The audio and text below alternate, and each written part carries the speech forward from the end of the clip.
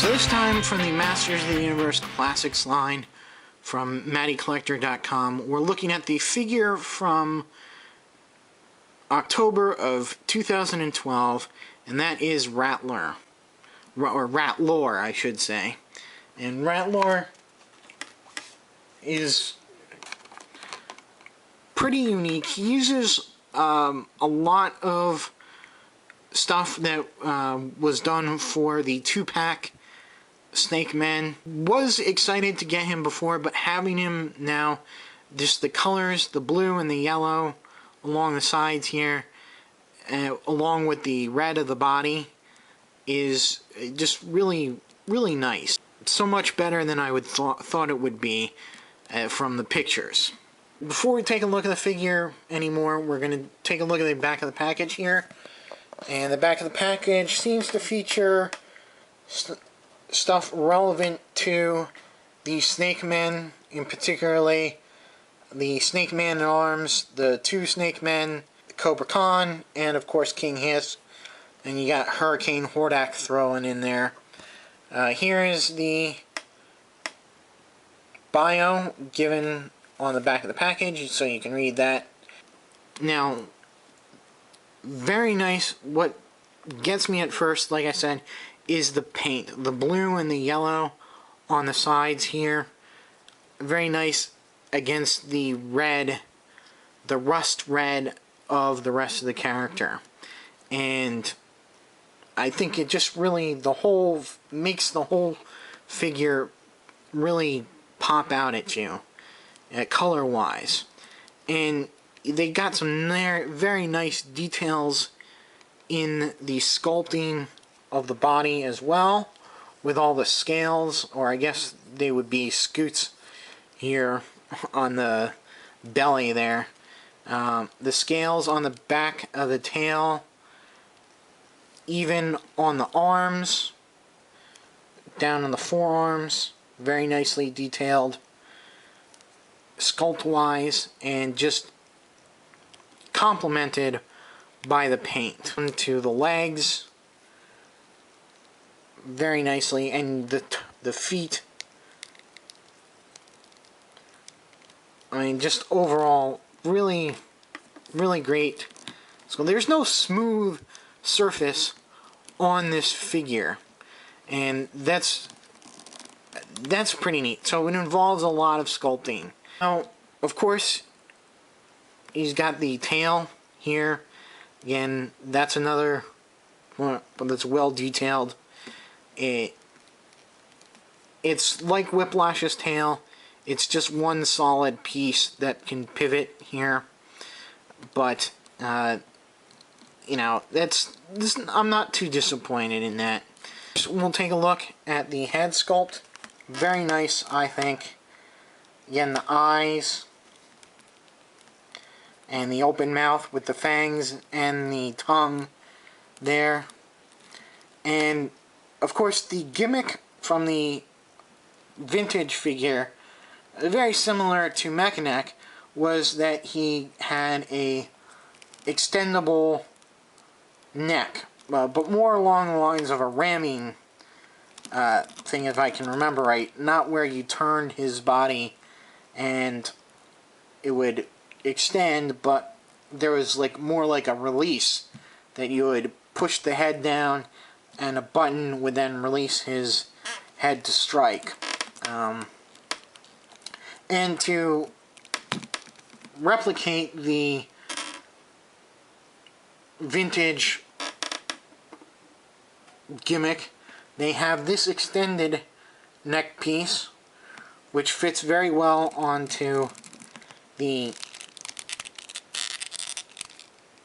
ball joint where the head normally goes, and it's got a ball joint on the top there, so you can just replace the head on there, and you have his neck extended. So he looks pretty cool, and he's got articulation there. It will go forward and back some, and left and right. The head will turn at the upper part as well, and you do get a little bit forward and back motion there as well.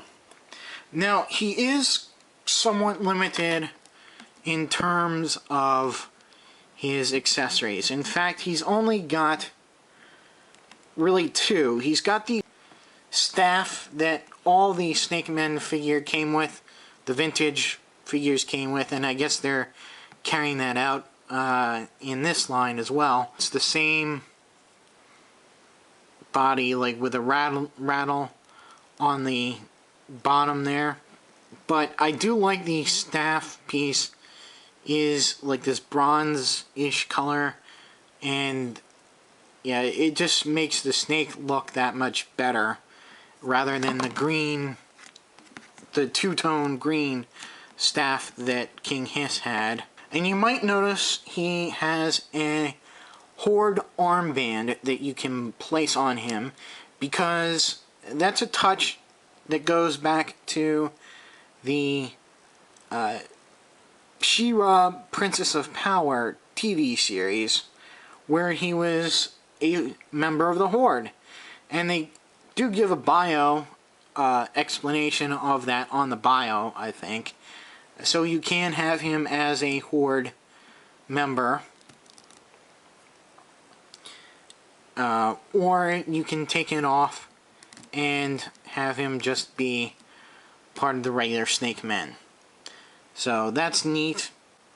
I think I'm going to keep it on just for the sake of not having their tempting fate in losing the armband.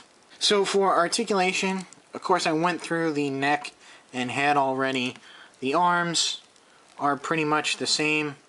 They do go all the way around, out to the side, rotate at the bicep, bend at the elbow, rotate at the wrist. He's got ab crunch as well as waist articulation. The legs go forward, back, out to the side, rotate at the upper thigh, bend in the knee. His feet go forward and back and have a little bit of side to side pivot as well. And like I said, his tail does go back and forth on a pivot here. There's one more gimmick that he shares with his vintage figure. Unfortunately, it doesn't work as well here. I'll try and get it going.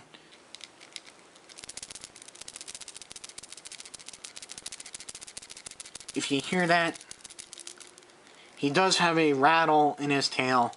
It's not as loud as I would have hoped it to be. But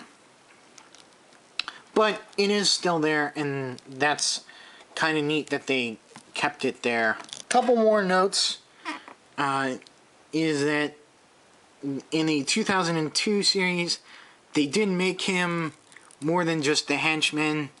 They actually made him, he was the general of the Snake Army.